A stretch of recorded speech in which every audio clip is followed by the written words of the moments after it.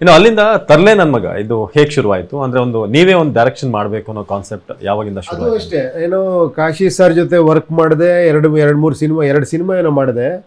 ಆ ಡೈಲಾಗ್ಸ್ ಎಲ್ಲ ಪಿಕ್ಚರ್ ಎಲ್ಲ ಇದಾಯ್ತು, ಯಾರೋ ಹಂಗೆ ಸುದ್ದಿ ಆಯ್ತು ಅವಾಗ. ಡೈಲಾಗ್ಸ್ ಉಪೇಂದ್ರ ಅಂತ ಹುಡುಗ ಇದ್ದಾನೆ, ಅವ್ನು ಬರೀತಾನೆ ಅಂತ.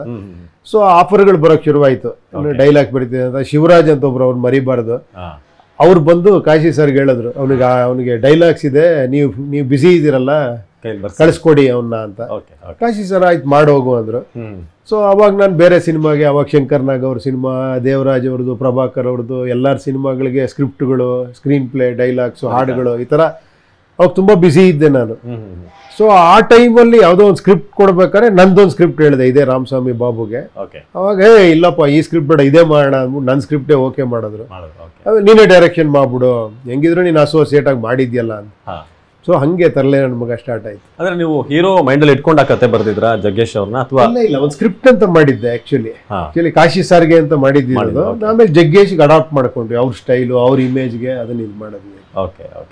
ಸೊ ಅದಾದ್ಮೇಲೆ ತರ್ಲೆ ನನ್ನ ಮಗ ಆದ್ಮೇಲೆ ಈ ನಿಮ್ಮ ಟೈಟಲ್ಗಳ ಒಂದು ಸೆನ್ಸೇಷನ್ ಶುರು ಆಗುತ್ತೆ, ಒಂದು ಸಿಂಗಲ್ ಲೆಟರ್ ಇಂದ ನಂಬರ್ ಆ ಥರದ್ದೆಲ್ಲ. ಸೊ ಈ ಸಿಂಗಲ್ ಡಿಜಿಟ್ ಅನ್ನೋದಿರ್ಬೋದು, ಅಥವಾ ಒಂದು ಲೆಟರ್ ಯಾಕೆ ಶುರುವಾಯ್ತು, ಎಲ್ಲಿಂದ ಶುರು? ಅದು ಅಷ್ಟೇ, ಇವಾಗ ನಾವು ಸೆಕೆಂಡ್ ಮತ್ತೆ ಉಶ್ ಅಂತ ಸಿನಿಮಾ ಕುಮಾರ್ ಗೋವಿಂದ್ ಜೊತೆ ಮಾಡ್ಬೇಕಾದ್ರೆ ಅವ್ರು ಹೊಸ ಹೀರೋ.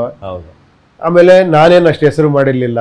ಸೊ ಪುಲ್ಲಿಂಗ್ ಏನೂ ಇರ್ಲಿಲ್ಲ ಸಿನಿಮಾಗೆ, ದೊಡ್ಡ ಬ್ಯಾನರ್, ದೊಡ್ಡ ಹೀರೋ ಯಾರೋ ಇದಾರೆ, ಜನ ಇನಿಷಿಯಲ್ ಬರ್ತಾರಪ್ಪ ಅನ್ನೋದಕ್ಕೆ.